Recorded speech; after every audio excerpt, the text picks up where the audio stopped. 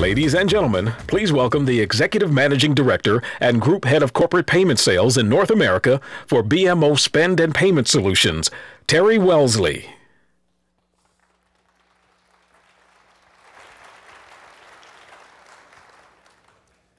Good morning. Looks like a lot of you had a very good night last night. I can't see your eyes directly, but I can feel them. Well, thank you for joining us today for what will be an outstanding panel on travel value chain. In the past 2 years, I've had many conversations about challenging business travel, how challenging business can be. We all cope with security, packed flights, auxiliary fees, and more. At BMO Financial Group, like many of the companies here at GBTA today, we're focused on making management of business travel easier. We do it by providing deep insight into how travel dollars are being spent, because that's the only way we can gain the control and the value. So I'd like to start out by telling you something you may find surprising. Did you know that Diners Club corporate cards issued by BMO are the most accepted T&E cards worldwide? That's because all our Diners Club cards operate on the MasterCard Worldwide network. A lot of people didn't know that. It's the ultimate card for business travelers because of the acceptance at more than 32 million locations worldwide, in addition to all the unique travel benefits that come from the Diners Club program. Acceptance matters a lot.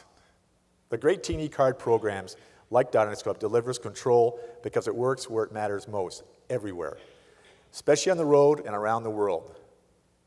Compliance and card mandates becomes less of a burden with a widely accepted card. The Diners Club card can be used anywhere MasterCard is accepted, so business travelers are less likely to find themselves in a situation where they have to use an alternative form, payment for common travel expenses like meals, ground transportation, parking. Better still, the BMO rolls out the chip Diners Club card to the U.S. corporate card clients in the near future. Even more international travel expenses will be able to be placed on the card, making spend a lot more visible. Great acceptance means that it's easier for our employees to comply with company policies and use their corporate cards, which makes tracking expenses easier. Spend becomes more immediately transparent. The data is reported in a consistent format and single source regardless of where the actual charge takes place. Good data is still the holy grail of travel management. A few years ago, most travel managers would agree that lack of detailed data on airlines, hotel, and other costs make it incredibly challenging for understanding company spending trends and making informed decisions about expenses. Today, the opposite is often true. An overwhelming amount of data comes from multiple sources, corporate card programs, vendors, expenses, reports, and more. The reality is that the problem was not just about the amount of data, but the quality, accuracy, completeness of data. The new challenges for the travel managers is not where is the data, but how do I turn this data into useful, actual information.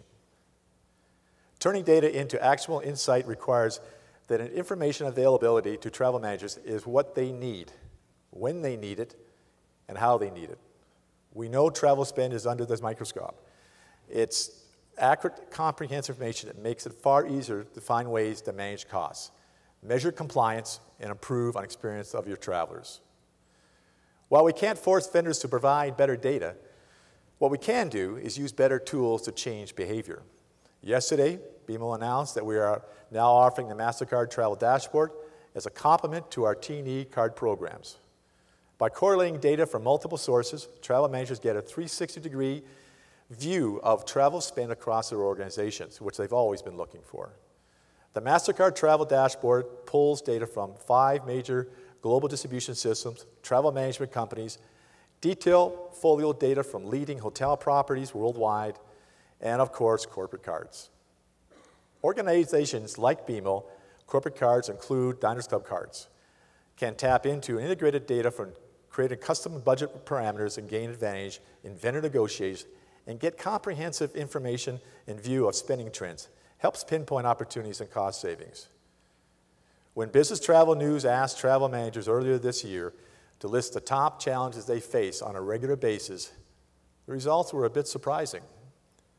The number one concern wasn't rising ticket prices or out-of-control fees and service fees.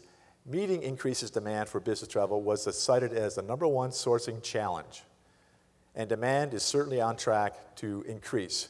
The most recent business travel quarterly outlook from GBTA indicates that business travel will continue to its steady growth in the rest of the year. I'll put a question mark. The last few weeks on the market sort of changed things, so obviously I think we better stay tuned to the next 2 or 3 months because it may not be relevant. But I hope it's not. I hope it's just a flaw, that's just something that's going to go through and will change pretty quickly on it. The second top concern BTN discovered was a lack of data. It really illustrates why meeting increased demand is a key worry for travel managers everywhere. More demand means more vendors, more sources, even more data to grapple with. Add this to rising travel costs, growing list of inconsistent and constantly changing vendor fees, coupled with smaller travel budgets, employees not filling into compliance, you have a clearer picture what's keeping all you travel managers up at night. The best way to minimize these headaches, the concept, simple. Really what you need to see, you can control. Get as much travel spend as you can into the corporate card, use a travel dashboard, consolidate the data from the multiple sources, and generate insightful reports. Then leverage the information to streamline your business travel programs. BMO offers a powerful combination. Diners Club card and the MasterCard dashboard, which gives travel managers the visibility they need to make the best decisions about their travel programs. It's all part of our strong commitment at BMO, Diners Club, to help companies easily manage their travel spend. I hope you all enjoy the great panel that's going to be coming up on the stage next. I look forward to spending as much time as I can with all of you over the next 2 to 3 days out there. Enjoy and have a great conference. Thank you.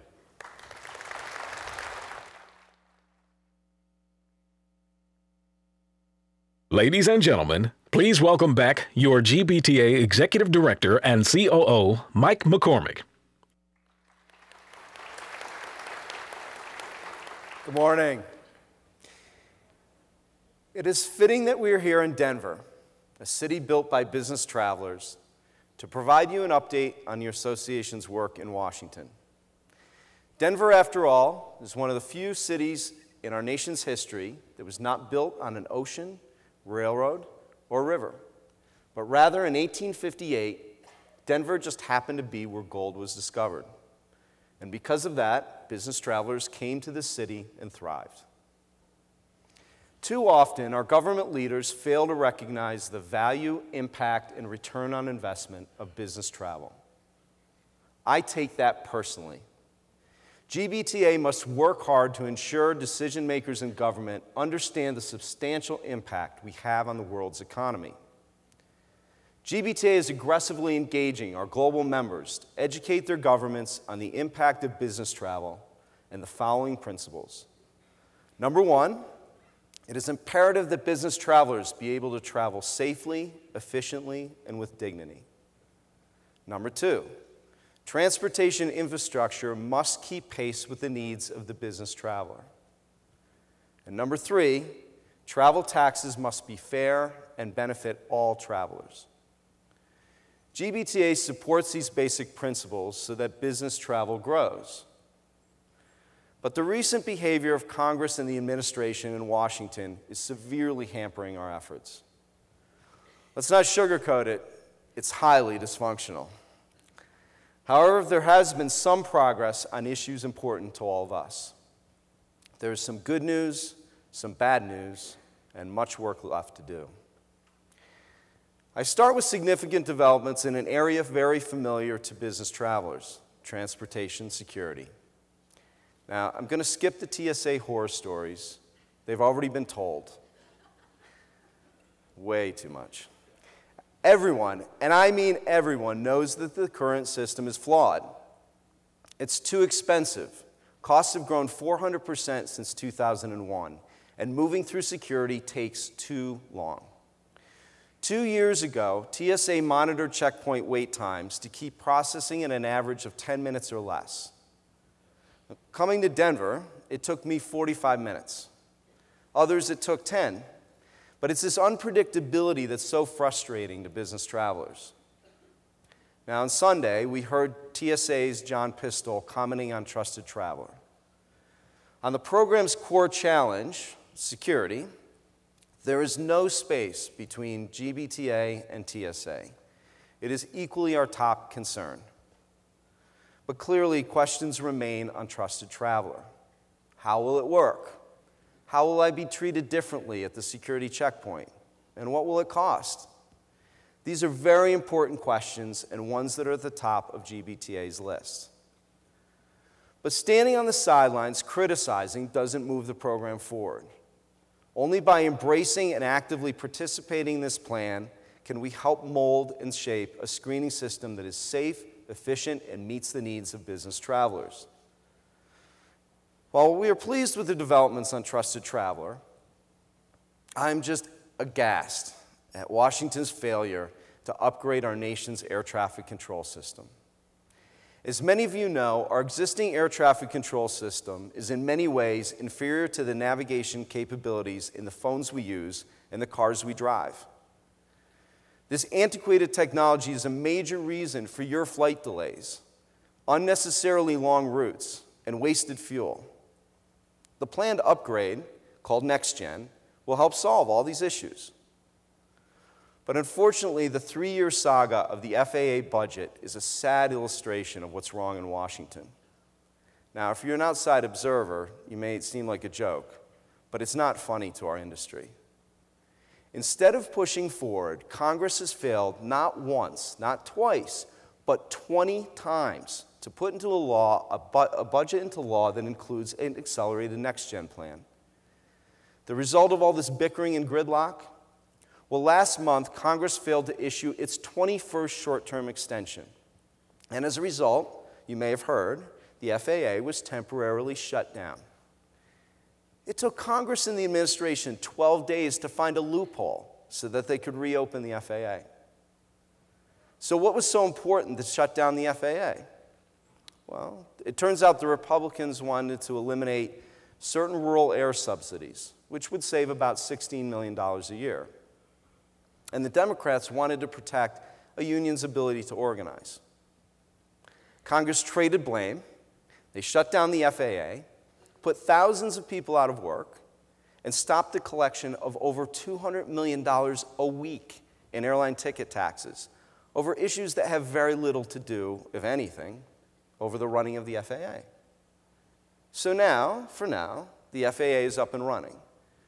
But this extension only lasts through September 16th. GBTA is doing everything we can to prevent another shutdown.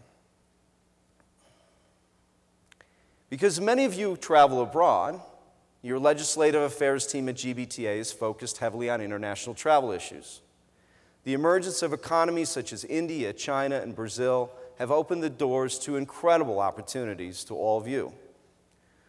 But in order to realize that potential, the United States must improve how governments issue visas. Here, GBTA is working on initiatives with other travel groups to make that happen.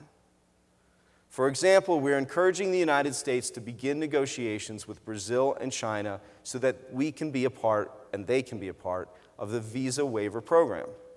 Governments must recognize the importance of business travel. So this is where all of you have the power.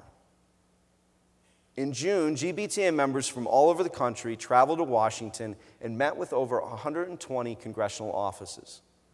There we asked Congress to communicate with TSA to move forward with the Trusted Traveler program.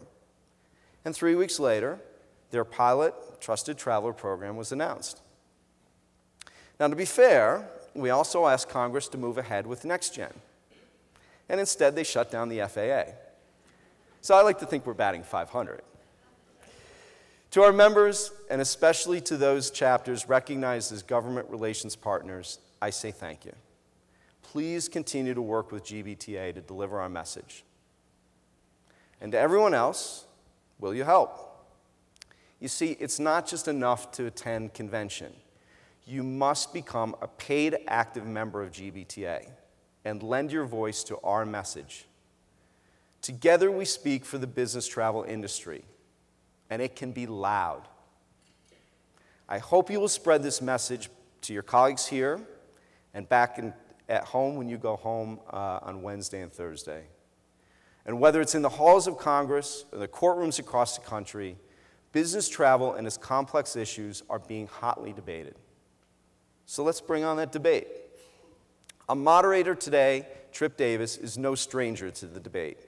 He's the Dean of External Relations with the University of Virginia's Darden School and co-founder of and non-executive chairman of TRX. Trip's vision and drive led to building 2 successful technology companies that have been enablers of online travel. And he led to fundamental changes in travel marketing and distribution. I can't think of anyone better to lead today's discussion. So let's bring to the stage, with a big round of applause, Trip Davis. Thank you, Mike. Thanks. Good morning. We're excited to host 4 wonderful leaders in this industry, and we'll get the discussion underway in just a minute. And what I'd like to do is to frame the discussion with a half a dozen topics about what we might talk about as the travel value chain. So if I could get some help with the slides to get to that half a dozen list of topics, that would be wonderful. Let's back up 3 slides. There we go. Economic recovery, well, in some parts, yes, in some parts, no. We'll talk about that. And juxtapose that with technology 3.0, what we might look at in that regard. billion-dollar deals going on for tech companies. Is there a bubble in that world? Yet Groupon is at what, $4 to $5 billion in revenue? Yes, real revenue. We'll talk about some of these things. Global forces at play, supplier consolidation, distribution battles, commercial battles, yes. Legal battles, yes. Product unbundling and merchandising fees, and what that means, especially to you buyers in the audience, what a major issue. So what I'd like to do here for just a couple minutes to get us warmed up is to look at each one of these areas, what we'll be talking about, and give you a couple examples of what's being said in the marketplace and what leaders in the GDS world, in the airline world are saying. So airlines, hotels, GDSs, travel agencies, and buyers. Here we go, just a couple of quick comments. Merchandising is a big part of our revenue strategy going forward. Check out this next one. The word control is used multiple times. This is from an airline CEO. Much of what we are doing is making sure that we control our brand, control our distribution. Much is the same as other consumer product companies. We want to control the packaging of our brand and control the distribution of our brand. Those are clear signals about the desire here at play. Aggregators sell our least valued inventory at our most expensive distribution cost. You don't think of us as an internet company, but we're big internet companies. Airline thoughts. Hotels. Products are increasingly commoditized, a gray mass in a sea of sameness. 254 buyers estimated that 68% of hotel bookings complied with preferred lodging vendors and policies, the lowest compliance figure among 8 travel vendor categories. The bane of many of your existences. How do we get a hotel program that sticks, and how do we use it or not? As many as 70% are not in the GDS. That's obviously part of the problem. Okay, check this out. There's a comment, yep, in our wonderful friendly beat. While HipMonk is not corporate travel focused, it's gaining strength among small businesses and such travelers as consultants who have frequent but erratic travel itineraries. HipMonk, have you heard of HipMonk? Yes, some of you have. Well, your travelers are using it. Your travelers are checking it out just like they did Kayak 3 years ago. And this is something where you need to be familiar with. This is a company that's up and coming, funded by many of the former Expedia stars. So here we go again. We'll see things like this continue to emerge. GDSs, love this. The airline CEO says, or this is actually a GDS filing about the airline business. Their walled garden environment or direct connect strategy adds needless complexity. We have enormous revenue at risk. We're trying to break some of these monopolistic practices, the airline CEO says of the GDSs. We've heard that airlines suggested to some agencies they should go to the GDS to sign a reverse GDS agreement. Well, maybe we'll talk today about what is a reverse GDS agreement. I'm not sure what that is, but I'd love to hear what that is. We'll talk about that. This is really, okay, this is cultural. Here's this last one. It's important to note that we've been down this road before. Okay, great, that's terrific. Let's go down it again. Here we go to the next one. Travel agencies. There's a new breed of third-party aggregators. What are these aggregators that don't require GDS interaction? Agencies are concentrating on improving their hotel content. Yep, trying to fill the holes. The next one's interesting. So if the content were to fall out of the GDS, the corporate portal would provide corporations with access to negotiated fares and other content if they fall out of the GDS. This is a corporate portal provided by an airline on the airline's website. And that's obviously a major issue if you're a TMC. What does that mean to you? Scale has proven to be a major advantage. Why? We'll talk about that. Now, lastly, and here we go, and we'll get the protagonist on the stage. From a buyer perspective, those of you who are buyers, you sit at the head of the table, you spend the money, you procure the travel. The inability of travelers to complete their travel arrangements through the managed process is encouraging them to switch to unmanaged channels. Consumer behavior. They're going to go where it makes sense for them. Non-base fare items in the short term and medium term will raise travel costs by 10.4%. That's material. Other hand here, there is significant opportunity for corporations to leverage the ancillary services movement to improve their overall relationship with travel suppliers. I think many of you would have some opinions on that. How can we improve that based on these new charges? More charges. The credit card surcharge increase costs up to 2.5%. We are more than astonished about this step. This is referring to an airline that happens to be based in Germany that's going to charge back for the airline merchant fee. Okay, I don't want to do that, so I'll just send an invoice, right? I'll just do it through invoicing, supplier-buyer relationship. Well, several travel management companies announced surcharges for clients paying by invoice. So I'm not going to get away from this payment surcharge if I'm a buyer. Okay, with that, that's the warm-up. These are the types of topics we'll get into, and I'm really excited to do something we did last year in this panel. This is the mystery panelist. One of our panelists is this person. This is a very unique job that this person had at some point in his career. Your job over the next few minutes, let's call it the next half an hour or so, is to say, okay, who is this and what is he doing? And then we'll come back at the end and reveal who is this mystery panelist and what, in fact, is he doing. All right, so with that, let's introduce our panelists and bring them on stage. Hang on before we spill the beans there. With respect to the introductions, can we get the introduction slides queued up?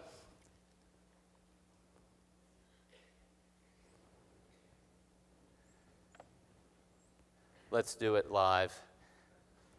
Let's start with the CEO of Republic Airways and Frontier Airlines, Brian Bedford. Welcome, Brian. Welcome. We'll take that chair, the second chair there. All right, let's go to the next one. President and Chief Executive Officer of Expedia, Inc., the holding company of all the brands, Mr. Dara Khosrowshahi. Welcome, Dara. Thank you. Right there in the middle for Dara. Mr. Gordon Wilson, the President and CEO of Travelport. Welcome. And lastly, Mr. Jan Freitag, who's the Senior Vice President of Global Development for STR, many of you know as the global leader in hotel data and research. Jan, welcome.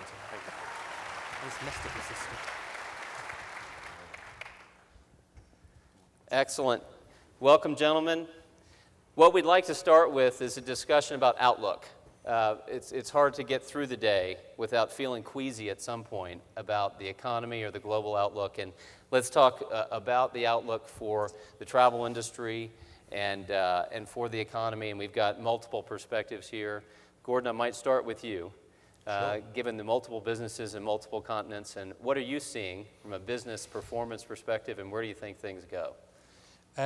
We saw a relatively strong first half of the year in terms of overall transactions, but a mixed bag in terms of the global dynamic. So actually the US market from a transactional perspective was down year over year. However, other parts of the world are up, and some parts of the world are up quite a lot. Brazil was up about 30%, Russia was up 20%, South Africa up 19%, India up 11%, Australia up 11% as well. And you've got a mixed bag within various regions too. So it's very interesting if you look at Western Europe. In the first 6 months of the year, all of the growth, or 77% of all the growth from a GDS perspective in Western Europe was in 2 countries/regions, i.e. Germany and Scandinavia. The UK was basically flat, Italy was flat, rest of Europe was flat too. So actually, as you go into the looking forward, the fact that both France and Germany have gone to virtually zero GDP growth is a bit of a concern. So I think going forward, the kind of outlook for Europe is that kind of quite a long L-shaped that Martin Sorrell of WPP talks about, with a little tick at the end, which hopefully will happen. Hopefully, America is a U-shape, so it'll kind of come back. It's a bit bouncing around the bottom at the moment, and there'll be no double dip. And then the emerging markets have done a V. So the emerging markets are up and out. Yeah, and long may that continue. Although even today's press, there's some talk about some slowdown in India and China. So we're being vigilant, but we're still pretty bullish about the emerging market growth. Dara, to you, from a distributor, aggregator, online agency perspective, and media company for that matter, and what you do, what are you guys seeing? We're seeing pretty broad strength. Now, we have the advantage of having internet adoption being a further fuel behind us. In the last quarter, for example, that we announced to the street, we saw domestic revenue growth of 10%, which is pretty good. Yeah. But most of the growth that we've seen is in international markets where the revenue growth was 45%. The weakness of the dollar helps. Yeah. But as Gordon said, the Far East are huge economic growth engines that are starting to participate in a larger way in our pie. South America is great, and I'd say the U.S. is decent. Travelers haven't stopped traveling. I worry a bit about the economic news in the stock market, et cetera, and what's going to happen in the second half. So to the extent that the second half holds up anywhere close to the first half did, I declare that a success. Yeah. But that's a game that's yet to be played out. Can you distinguish a little bit between, so growth for Expedia maybe as compared to what you see from a market perspective? So you go into an emerging market and you have a lot of adoption because you're growing the company, and maybe help from your perspective, is that market growth, or is that just because you're a good player and you're taking share from others? In the emerging markets, it is much more about our coming in there. We're a new player. We spend very aggressively on marketing, usually at a loss for a good 2-3 years when we go into these emerging markets. So our growth is not really reflective of general market growth. Right. One sign that we look for in the markets is pricing.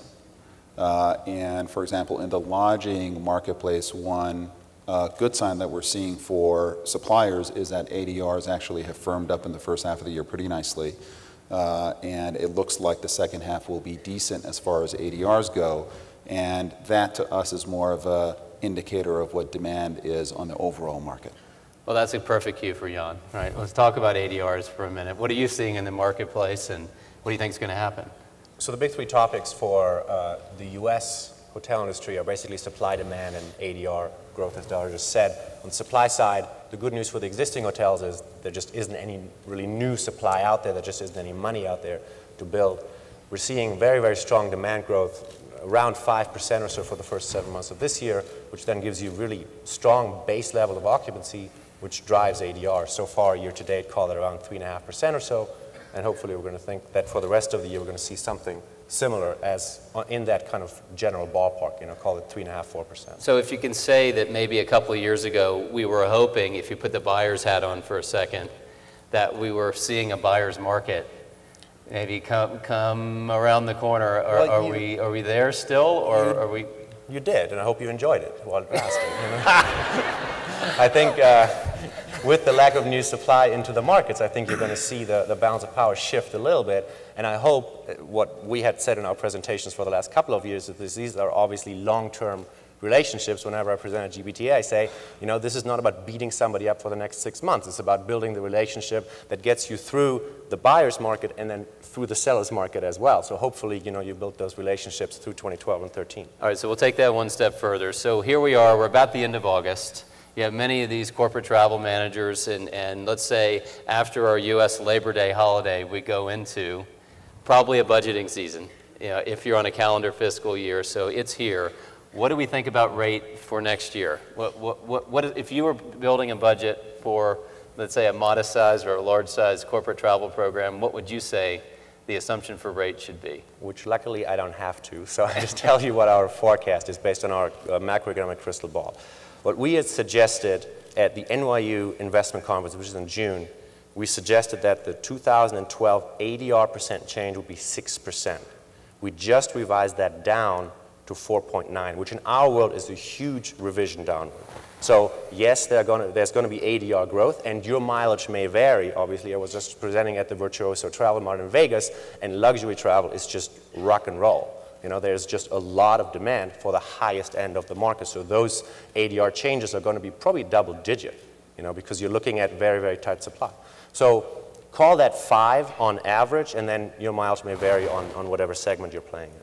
Let's stick with hotels for just a minute, because those of you that follow Expedia, it's been an incredible story over the years for all the obvious reasons. One of the key things that is really fascinating about the Expedia family of companies and sites is the focus on hotels. Hotel content in reviews with TripAdvisor and the like, and hotel content in terms of rate and inventory. And Dora, if I've got it right, really in excess of 60% of the overall revenue for Expedia comes from the hotel business. That's correct. Is that right? That's correct. And so as you look at this next few quarters or next year, obviously you're looking at the hotel business and maybe what you're seeing from a demand perspective and how you might play there. You know, the demand in general is pretty healthy, and leisure demand has held up, and obviously corporate demand has been a very nice lift going into this year. And while it appears that our corporate buyers, through Agencia, we get a pretty good view of corporate buyers, they're being a little tighter and trying to tighten up on making sure that travelers follow policy, et cetera. We haven't seen any kind of broad pullback on corporate demand as of yet. Okay. So I think for hoteliers, you've got a decent leisure demand coming in. You've got strong corporate demand. I think the big issue is the groups business. And whereas historically the groups business was very long dated, yeah, you could really fill in some of your hotel for a year in advance, the hoteliers are seeing much more short dated groups business. And I think that there is some worry creeping in there that some of that groups business that they thought was going to be there going to Q4, for example, may not be, or the attendance may not be as strong as they thought. And I think that to me is going to be a pretty determining factor in Q4. And I would say on average, whereas we saw hoteliers quite confident in the first half of the year, they're a little bit less confident about the second half of the year, but I do think that they've got the tools to adjust. Gotcha. All right, let's switch gears to the airline business and talk about outlook. Brian, you've got an incredible success story yourself and being really a world-renowned leader in the regional airline business, and now running as well Frontier as a part of your holding company and your group. What do you guys see? Well, what we've seen over the last 6 months is very robust demand. We haven't had any difficulty filling up aircraft. For those of you who fly, planes have been very full. Prices, our customers have been price sensitive. Absolutely, we do see changes in buying travel habits, longer dated, frankly. We're seeing people that are price sensitive enough to actually plan travel further in advance to take advantage of AP fares. So, but as an industry, we've obviously had more success in the hotel businesses moving prices up. TRASM's up, double digits, low double digits, 10 to 12%. But that's done out of necessity because we're looking at 30 to 40% increases in our largest input cost, which is fuel. And just some relative scale, For a business the size of Frontier, we've seen fuel costs go from $600 million a year to $800 million a year. And that's on a $1.6 billion business. So those are pretty phenomenal increases in input costs that simply have to be passed on to consumers. So there is a necessity to drive revenue higher. And what you'll see happen in the balance of the year is a continued reduction of supply. So there will be some supply constraints within the domestic industry. And again, focused on trying to cover the increased cost of fuel. Just general macroeconomic outlook, I think the one thing that everybody in this room suffers with is the continued barrage of negative headlines. Yep. We continue to see GDP downward revisions, consumer confidence downward revisions. So I will tell you, we haven't seen that materialize in our bookings. We continue to see increases in year-over-year bookings and at higher average fares. But there's this sort of holding our breath, waiting for that shoe to fall, that, when does demand start to show some lack of resiliency? Yep. So let's take the conversation down one level and talk about distribution. As we saw in one of the quotations from an airline CEO, it was not Brian, and the use of the word control 4 or 5 times in a couple of sentences. But Brian, why don't we keep going and have you start us off in the topic of distribution and in the spirit of the travel value chain, how our products and services are distributed, how they're bought and sold. We've got a lot of different opinions here about distribution and the value of certain elements of it. Do you want to give us a first shot at that? I'd be happy to. Well, first of all, I believe there's value in all parts of the supply chain. You could argue that customers, while they need us, they need to fly, it's relevant to their business, it's relevant to their personal travel needs, there isn't a lot of trust. People don't understand how airlines price tickets. I wish I could explain it to you. I don't understand it either. But so due to the lack of trust, I think that most consumers have in airlines, they find the independent shops, whether they're OTAs or aggregators, as a check and balance on whether they're getting the best information and the best deal. So there's clearly value there. I think the root of the problem that we have, obviously, there's a cost element here. But even more importantly, there's the who owns the customer element, and no offense to my friends at Expedia, but so they'll sell a ticket on Frontier, and that's fine. If we didn't value the relationship, we wouldn't make the content available through their channel. But once it actually is booked, if there's a change or a problem, we get stuck servicing the customer. And we should, because we think of them as our customer, but they're really not. We don't own that relationship. We'd like to at some point, but we don't. And so there are some tensions, I think, around the product service aspects of the relationships, as well as tensions around the economic value added. That's for sure. Dora, I guess he's given you a chance to respond. Well, actually, they call us, and we take care of most of the problems. But I think, other than that, one of the issues when you talked about the quote, which is control, when we think about the environment, we think about the customer, right? In the end, we're all trying to sell product to customers, and to the extent that you want to have a great product that customers love, you have to provide them with what they want, and our customers want simplicity, clarity, right? They want to know, I'm going from X to Y, what's the price, how can I get there, what are the levels of service, what are the trade-offs that I can make between price and the quality of service or timing, et cetera. Corporate travelers, want to know, is it within policy, et cetera. And there is a bit of a battle between control, which is airlines wanting to sell the product the way that they want to sell it, but then being able to present that product in an easy to understand way for the mass of consumers out there. And I think if somehow we can achieve both, I think Gordon, for example, the GDSs are keys to that, translating, product for the airlines as to how they want to sell it into something that's easy to understand for consumers. I think there's a win there. I think there's a way that we can get there through technology, through innovation, and hopefully we can get from a mode of, lawsuits to actually solving the problem together. Okay, speaking of lawsuits, no. It's true. I mean, we obviously have that tension, which is commercial and legal, and we will not go into the legal dynamics, Gordon. That's just not where we'll go today.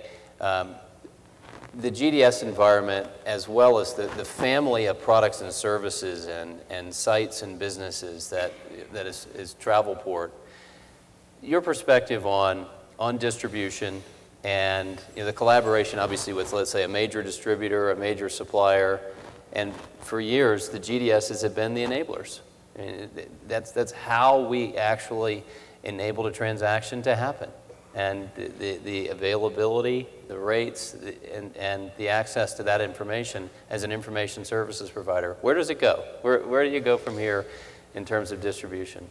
Well, I mean, like any business, it evolves. And, to the points that Dara made, I mean, my role in life is effectively to enable an airline or a hotel or a car rental company or whatever to distribute their product as widely as possible in the manner they want it to be distributed.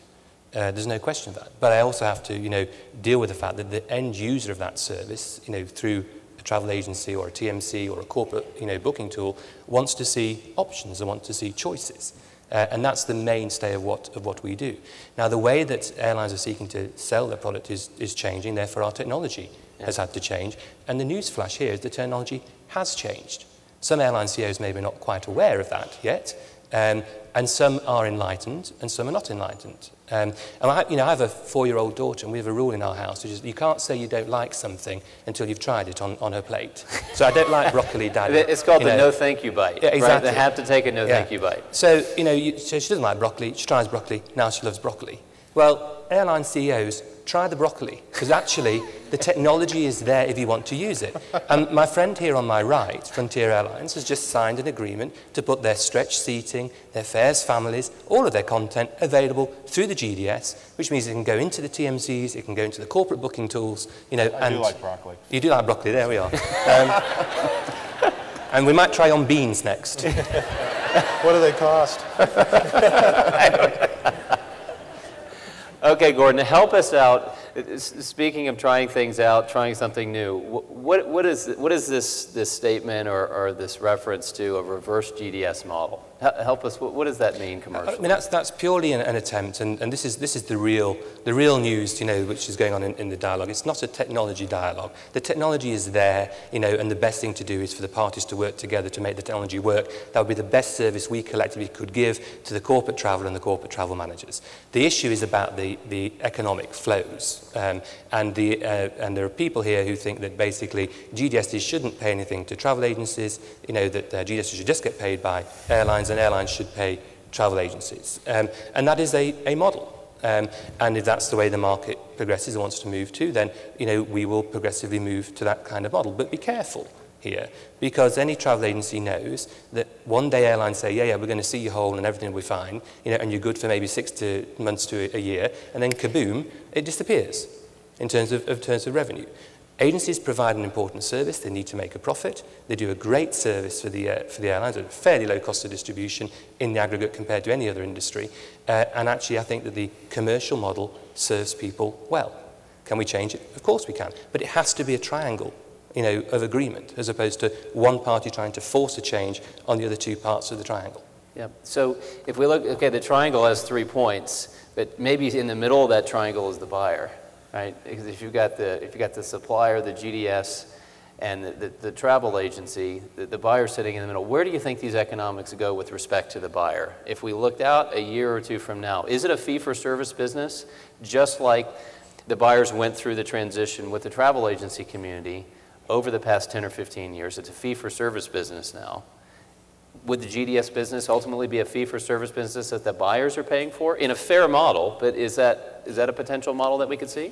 No, I don't really think that's the way the market's going to go, because I think the GDSs provide an extraordinarily valuable service to the supplier community, airlines, car rental, hotels. We can argue to the cows come home whether the right price point, etc. But for an airline or anybody else to claim there is no value in that and they shouldn't pay anything for it is a complete and utter nonsense. You know, we rack their products, you know, on agency screens in 160 countries around the world, 365 days of the year. They only pay when they get a booking, give or take a couple of no-shows, you know. But they only pay when they get a booking. They pay us less than they pay Google for that kind of distribution. Come on, let's get real about who should pay who. Okay, there you have it. Getting fired up.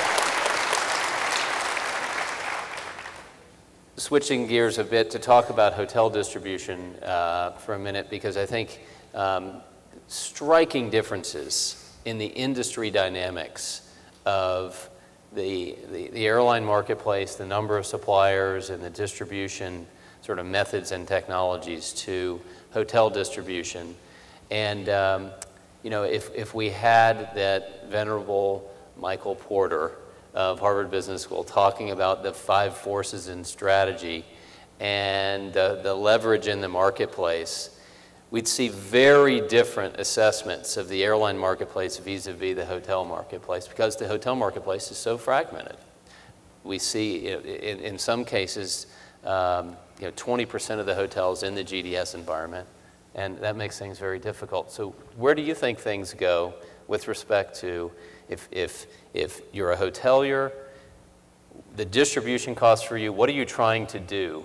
We've seen this control. Control is a euphemism for sell directly from the airline CEO, right? I want to control this. I want to sell more on my website. If you're a hotelier, what does that mean? Obviously, brand.com is your cheapest channel, and as much eyeballs and clicks you can direct to that channel, that's what you want. So when you say brand.com, you're saying your own brand, if yeah. you are Marriott.com or so Correct. forth. That's ultimately, you know, what your most cost-effective channel is, and everything else after that is more expensive. The question is just by what, you know, by what degree. You know, you're charging a fair fee for your business. You know, Groupon charges what they think is a fair fee for their business. You know, a whole lot of other people are trying to get your travelers to their eyeballs, and getting the travelers' eyeballs to their site. You know, and then the question is, how much are they charging to hand that customer over? You know, where I think that is going, I think the hotels are making a very, very concerted effort, you know, to allow you in the business, what you said, for the first sale, you know, and then ultimately say, well, now I really would like to have a little bit more of that customer, especially on the corporate side. But that said, as long as your corporate traveler is saying, no, I'd rather book with a third party, you know, the brands haven't done their job of making the booking process easy.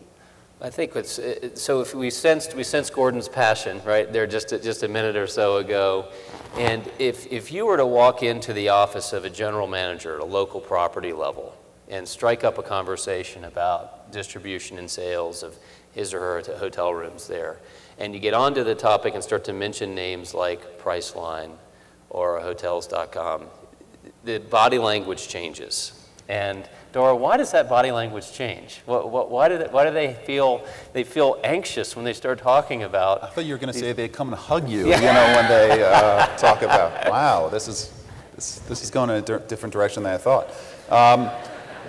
You know, I think we are relatively new companies, new entrants in the marketplace, and growing very quickly as far as distribution goes. The fact is, you do have to go back to the customer, okay? And for the leisure traveler, for the corporate traveler, we provide, as OTAs, an incredible array of product and content that was not available previously. And as a result, we attract users, and as a result, we bring lots and lots of traffic to hoteliers, either through our channel, but also a lot of these users are using our website to shop and then go direct to the hotels as well. Yeah. So there's a billboard effect that has been demonstrated that's quite significant. I think one of the interesting changes that's going to come in the hotel business, you talked about the fragmentation of the hotel business, is that we see going forward an increasing fragmentation of distribution choices and complexity for hotels. Okay, it's not going to be brand.com and then my relationship with OTAs. It'll be brand.com, relationship with OTAs, relationship with Google, relationship with TripAdvisor, relationship with Groupon. What kind of channels do I want to be in? Do I want to be in a mobile channel? And tons of differentiation as far as how you can price to whom. We can now offer a hotelier, for example, well, if you don't want to drop your price, if you're having trouble during a certain period, you don't want to drop your rates in the US, we can put a sale on for travelers just coming from Asia. And no one in the US is going to see that rate. So there's a ton of complexity and choice coming up for hoteliers. The great news is that if you manage your reviews well, if you manage your product well, you put pictures up, descriptions, etc., I think hoteliers have a ton of tools to be able to display their product more attractively online and as a result push their ADRs up, etc., and really aggressively manage the online channel, both on the leisure side and on the corporate side. This is a significant sea change. The skill sets, even at the property level, to handle these types of activities and a couple of staff positions and an understanding of it, and those that do understand it really do perform well in these marketplaces, and they're actually adjusting rate by the minute, by the half hour, by the hour, and moving things around. It is a very dramatic change in distribution, and I think you know, the companies that Doris mentioned are right in there. That's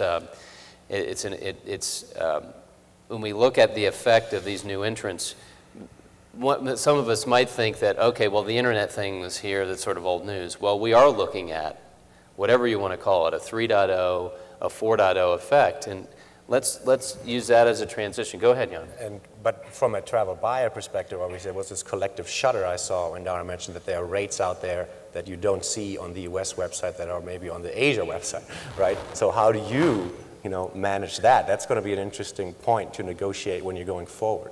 Or how do you take advantage of it? Right? I think for the travel buyer, the choices are going to be extraordinary. Do you want to ally yourself with a brand on a national level? There are lots of independents looking for business. Can you take advantage of that? There's going to be a lot of complexity out there, but with that comes opportunity. Yeah, it seems like almost flexibility might pay for pay dividends, I should say, for buyers as they're trying to manage their programs. Let's talk about the effect of companies like Google, Groupon on travel distribution and what we're seeing. Maybe, Brian, get us started. What do you see from your perspective? Well, there's a lot of experimentation going on right now. People want to understand what this new channel looks like and can it actually change travel habits or buying patterns. So I think it's embryonic, but there is experimentation going on, and I think airlines are open to it. In general, not to come back to this control thing, because I disagree that it's about control. If we had a business model that could grow the pie, focus on growing the pie, and then there was a fair allocation of that, I mean, true value creation, you'd find airlines embrace that wholeheartedly. So if there are people who aren't traveling today and there's some way to make them aware that there are deals out there that bring new people into the travel profile, that's the sweet spot we're all looking for. But if we get to the point where we're arguing about, commoditizing travel to such a degree that it's not profitable, I think the risk becomes people remove content from these channels. And we're sort of right back to where we were, before the introduction of the aggregator model. And if we can't make money on those channels, we'll withdraw the content, and is that really ultimately good? So again, I think there's a fine tuning that continues. It has to evolve. It has to evolve in a way that's fair for all the parties involved in the travel mix. I think we all want, the level of, I think we all want the level of transparency that aggregators can bring to the marketplace, and whether that comes through more nuanced sales channels that are more targeted, whether it's geographically targeted or whether it's a customer segment target. If that's what Groupon brings, I think you'll continue to see people experiment with it.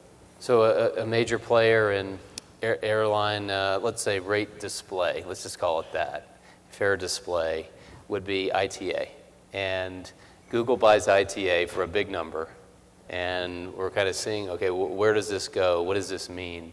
So from an airline perspective, you watch that. What do you think when you see something like that go on? Well, again, Tripp, I mean, it comes down to the airlines to be disciplined enough about what channels they use. I think Dara was absolutely right. We have to figure out where value channels, drive, sensible business activity, and then, we'll fish in those streams. If Google can bring a a model to us that makes sense, then we should be open to using it. And if they can't, then we shouldn't give them access to the content. But the airlines really struggle with the fulfillment application of what's going on through these disintermediated channels. We know the price of what's being sold. We're not actually sure what the promise is. So delivering on the promise and fulfilling the promise becomes harder and harder. This is the challenge that we've tried to partner with Travelport on, to make sure that when we're having a conversation with customers, they're seeing the full array of not just services that are provided, but they really understand what the economics associated with the acquisition is, so that when they do get to the actual fulfillment side, they get what they pay for, and they're happy about the value they got. Gordon, going to pick it up from there. We see these major players in these deals. What does it mean from your perspective? Yeah, I think, well, I mean, at the one level, I'm a B2B company, so I'm not, I'm not going to be in Groupon, etc. But obviously, I would benefit, as DARA and companies like DARA's participate in Groupon and drive more transactions through the GDS system. But I think, to Brian's point, at the moment, this is just adding. And it's just a dynamic of the world. There are just more and more channels being added, whether it's social media, Groupon, or whatever, which is a version of. It's just expanding all the time, which means the complexity is getting greater and greater. So I completely agree with what Brian said. At the end of the day, the channels that work are the channels which deliver more value. In turn, airlines, need to sell more stuff. So they have low lead-in fares, but then they want to try and sell you priority boarding or a seat assignment or whatever else. So make it available in the channels who might buy that stuff, which is what Brian and Air Canada and British Airways and Qantas and United are all doing. And more the merrier, bring it on, and people out there are willing to buy your products and give you more revenue. Embrace the technology that's out there to do it. So you think what we've seen in unbundling, so to speak, is really pretty simple? Then it's just, they're just trying to sell the products and services that they have to offer. Of course, they're going they're going with low lead-in fares and trying to get people to buy up, products, which is only right and proper. Airlines need to make money. The industry needs airlines to make money and to be robust, and we need to help them make money. But it's not rocket science, it's basically, here's a low lead-in fare of $100, but I want to sell you $20 for a seat assignment, X dollars for a priority boarding, and I want as many people as possible to buy those things. So let's say you're having a private meeting with one of the buyers at a major corporation. Let's say they spend $200 million a year on travel, and it's gone up 10.4% because of these merchandising fees. And they're having a really hard time tracking it and doing the expense reporting. What recommendations would you give to this person that's going into the CFO saying 10.4%, nothing I can do about it, and I can't really track it all, but trust me, we'll take care of it? Well, if you insist and help to get that content into the tools which your travelers use to book, so A, you can track it. Right? That's one of the big advantages. Get into the corporate booking tool or onto the agency desktop. You can get all the reports you want about what's been purchased, etc., so you can track it. And every travel buyer I talk to, data is the thing that I hear all the time. Yeah. So get it into the tool so you can track it first of all, and then determine your policy, because actually there's some value in that. Right? There's some value in people buying these extra services. Your poor, battle-weary, person on the road. Is it worth, letting him spend $20 to get a pre-assigned seat, or to get on the airplane earlier so they can get their bags into overhead bins? It may well be. I say yes. The $44 I spent last night to go from row 34 to row 9 into Economy Plus was well worth that $44. And once you can track it, you can manage it. Yeah. Right? I mean, this really could be a win-win proposition for the industry, in that previous to this unbundling, one of the criticisms of Expedia was, well, you just show timing and price. Yeah. Now we have so much more to show. We can show better seating, check bags, etc. We can upsell much more. Our product becomes much more interesting as far as a consumer goes. With Agencia, you can hook that up with policies, etc. And for the airline, they can sell something other than one seat and here's my price. So I think if the industry comes together, it can be a win as far as airliners differentiating their product depending on which consumer that they're looking for.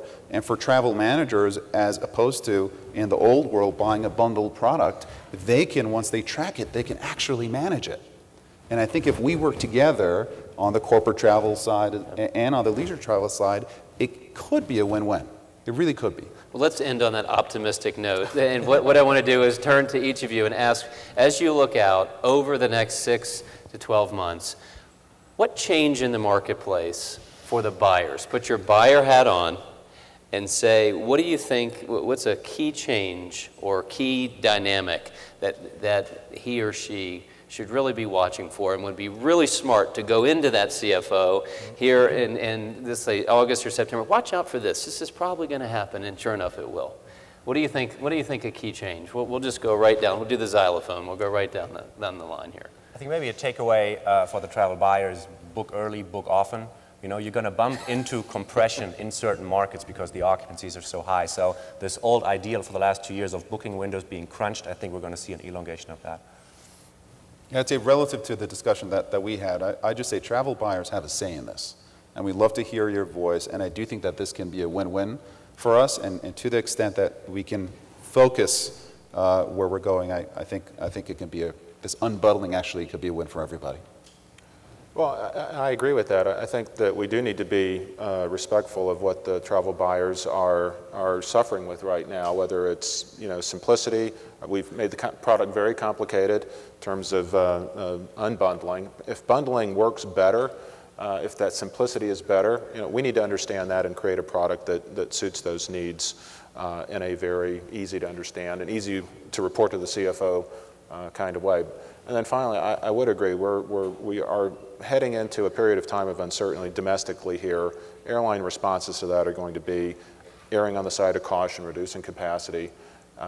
Your choices at that point are, do you change the travel policy such that you're requiring people to be more, you know, planning oriented in that travel, you know, again, to the book early comment, in order to get the best deals, because that's still where we're going to see weakness on Tuesdays and Wednesdays, weakness midday. You know, you guys know all the tricks. Those would be more important than ever.